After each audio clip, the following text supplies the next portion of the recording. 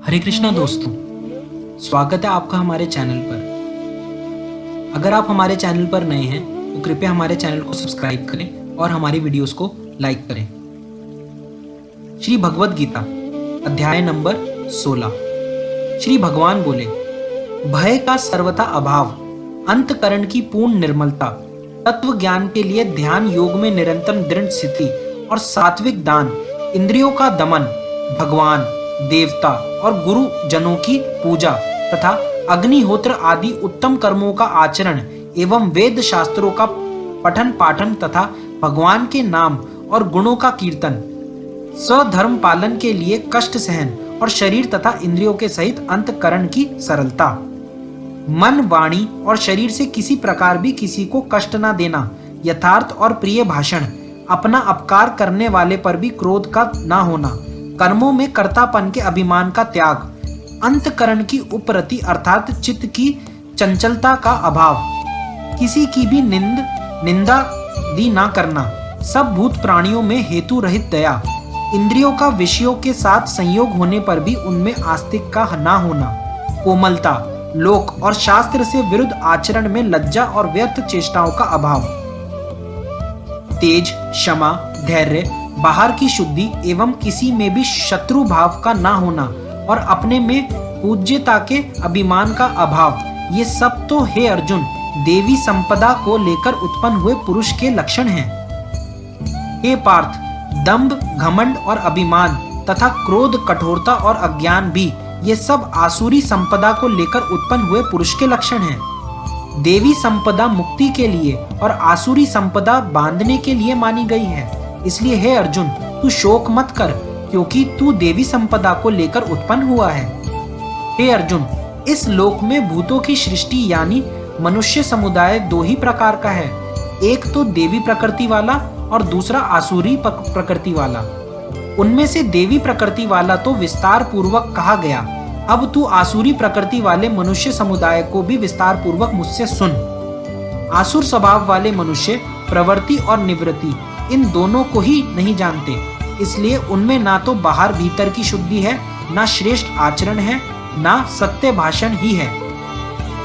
वह आसुरी प्रकृति वाले मनुष्य कहा करते हैं कि जगत आश्रय रहित, सर्वथा असत्य और बिना ईश्वर के अपने आप केवल स्त्री पुरुष के संयोग से उत्पन्न है, अतएव केवल काम ही इसका कारण है, इसके सिवा और क्या है। इस मिथ्या ज्ञान को अवलंबन करके जिनका स्वभाव नष्ट हो गया है तथा जिनकी बुद्धि मंद है, वह सबका अपकार करने वाले कुकर्मी मनुष्य केवल जगत के नाश के लिए ही समर्थ हैं। वह दंभ, मान और मद से युक्त मनुष्य किसी प्रकार भी पूर्ण न होने वाली कामनाओं का आश्रय लेकर अज्ञान से मिथ्या सिद्धांतों को ग्रहण करके और भ्रष्ट आचरणों को धारण करके संसार में विचरते हैं, तथा वह मृत्यु पर्यंत रहने वाली असंख्य चिंताओं का आश्रय लेने वाले, विषय भोगों के भोगने में तत्पर रहने वाले और इतना ही सुख है इस प्रकार मानने वाले होते हैं।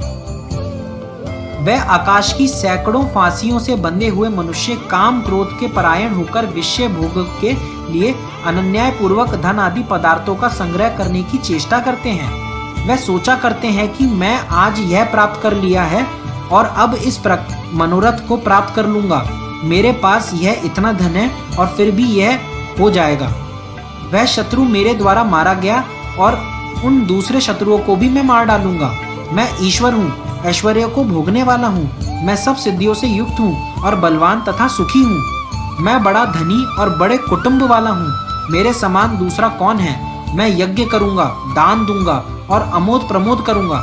इस प्रकार अज्ञान से मोहित रहने वाले तथा अनेक प्रकार से भ्रमित चित्त वाले मोह रूप जाल से समावृत और विषय भोगों में अत्यंत आसक्त आसुर लोग महान अपवित्र नरक में गिरते हैं। वे अपने आप को ही श्रेष्ठ मानने वाले घमंडी पुरुष धन और मान के मद से युक्त होकर केवल नाम मात्र के यज्ञों द्वारा पाखंड से शास्त्र विधि रहित यजन करते हैं।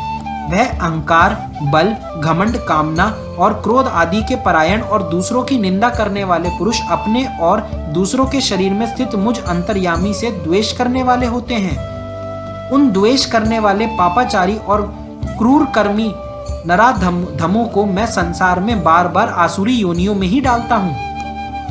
हे अर्जुन, वह मूढ़ मुझको ना प्राप्त होकर ही जन्म जन्म में आसुरी योनि को प्राप्त होते हैं, फिर उससे भी अति नीच गति को ही प्राप्त होते हैं, अर्थात घोर नरक में पड़ते हैं।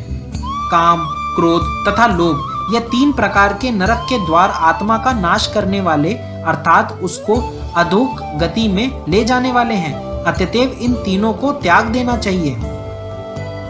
हे अर्जुन, इन तीनों नरक के द्वारों से मुक्त पुरुष अपने कल्याण का आचरण करता है, इससे वह परम गति को जाता है, अर्थात मुझको प्राप्त हो जाता है।